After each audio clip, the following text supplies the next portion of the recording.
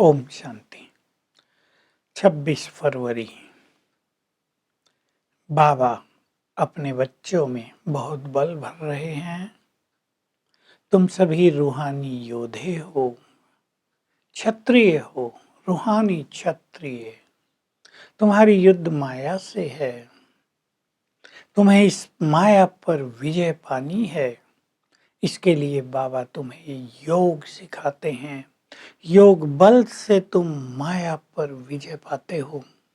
जितना जितना योग बल बढ़ाते जाएंगे, माया पर तुम्हारी जीत होती जाएगी। बाबा कह रहे पहले मल युद्ध होते थे, दो के आमने सामने, हरा देते थे दूसरे को, विजय हो जाती थी। तुम्हारा भी माया से मल युद्ध है। सवेरे उठकर बहुत अच्छा अभ्यास करो आत्माभिमानी होने का। बाबा से मीठी मीठी रूरिहान करो, महिमा करो, बाबा आप कितने मीठे हो। तो ऐसा अभ्यास करते करते तुम में ताकत आती जाएगी। माया ने जो तुम्हारी ताकत छीन ली है, वो ताकत फिर से योग बल से तुम में आती जाएगी और तुम इस माया पर विजयी होते जाओगे, विजयी रतन बन जाओगे।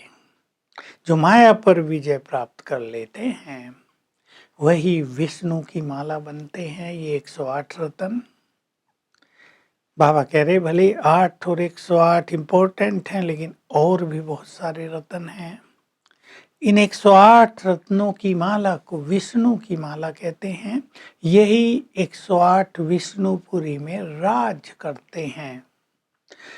बाकी सतयुग और त्रेता युग में अनेक प्रिंस प्रिंसेज होते हैं। दुनिया बहुत बड़ी हो जाती है, वो माला लंबी हो जाती है, वो 16,108 की हो जाती है। लेकिन तुम ब्राह्मणों की माला नहीं बनती, क्योंकि आज बहुत अच्छे हैं, कल गिरती कला में आ गए, कोई बाबा को छोड़ ही गए। बहुत अच्छे अच्छी आत्माएं किनारा कर गए बाबा से, माया से हार खा ली। अंत में तुम्हारी ये माया पर विजय हो जाएगी और तुम माला के मन के लायक बन जाओगे। याद दिला रहे हैं बाबा, तुम आत्माएं एक्टर हो। इस शरीर में बैठकर अपना अपना पार्ट बजाती हो। मैं supreme actor, hero actor, director हूँ। मैं सबसे बड़ा एक्टर हूँ। मेरी गद्दी भी सबसे ऊपर है परम धाम में। आज बाबा ये शब्द बोल रहे हैं। तुम नीचे नीचे रहते हो। पहले शिव बाबा फूल, फिर मेरुदाने, फिर बाकी 108 रतन। तो बाबा कह रहे तुम एक्टर हो, ये याद रखो। तुम्हें पार्ट मिला हुआ है, ये पार्ट अविनाशी है। किसी को छोटा पार्ट, किसी को बड़ा पार्ट।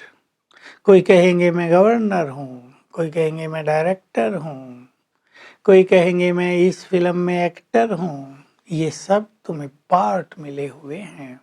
एक का पार्ट न मिले दूसरे से। और तुम्हारे पार्ट ये अविनाशी हैं। अदली बदली इसमें नहीं होती कि इस बार उसको ये पार्ट दे दिया जाए या उसको ड्रामा से निकाल दिया जाए।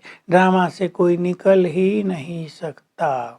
तो बाबा बहुत अच्छा बल सभी में भर रहे हैं और माया पर तुम्हें विजय प्राप्त करनी है। इसकी बार बार हमें जैसे चैलेंज कर रहे हैं कि माया भी बहुत पावरफुल है। मैं आता हूँ कलयुग के अंत में। तुम पूछ सकते हो सतयुग में लक्ष्मी नारायण का राज था, इससे पहले क्या था? जरूर कलयुग होगा, संगम युग आया होगा और भगवान ही आकर संगम युग पर ज्ञान देंगे, सतयुग में नहीं देंगे। अगर शुरू में ज्ञान दें तो अंत का ज्ञान कैसे देंगे? शुरू में ज्ञान दें तो 84 जन्मों की कहानी कैसे सुनाएंगे? तो एंड में आते हैं। इनको भी कहते हैं ब्रह्मा को, ये ग्रेट ग्रेट ग्रैंडफादर हैं। तुम सब ब्राह्मण इनकी संतान हो। मैंने ये रुद्र ज्ञान यज्ञ रचा है, इसमें तुम ब्राह्मण आए हो, पवित्र बन रहे हो और पवित्र बना रहे हो। इस रुद्र यज्ञ से ही विनाश ज्वाला प्रकट होगी। इस रुद्र यज्ञ में सारा संसार स्वाहा हो जाएगा।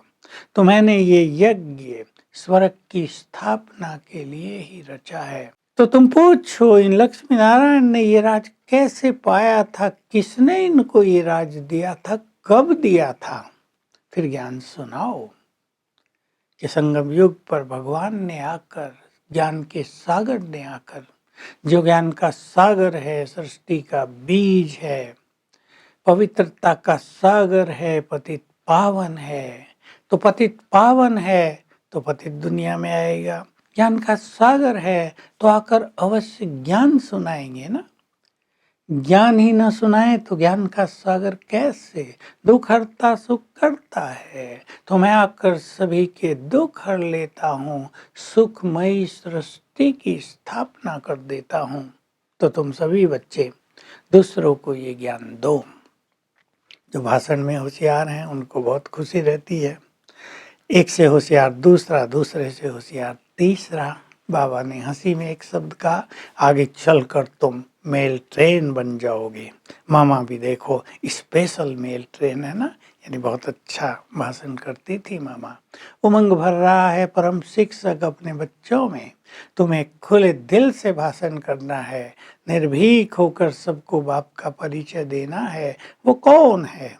संसार में यही तो सब भूल गए, सर्वव्यापी कह दिया, बात ही पूरी हो गई, ग्लानि हो गई, नीचे उतरते आए। अब तुम्हें सबको बताना है भगवान कौन है, वो कब आता है, किसके तन में आता है और आके क्या करता है, मनुष्य को कैसे देवता बना देता है।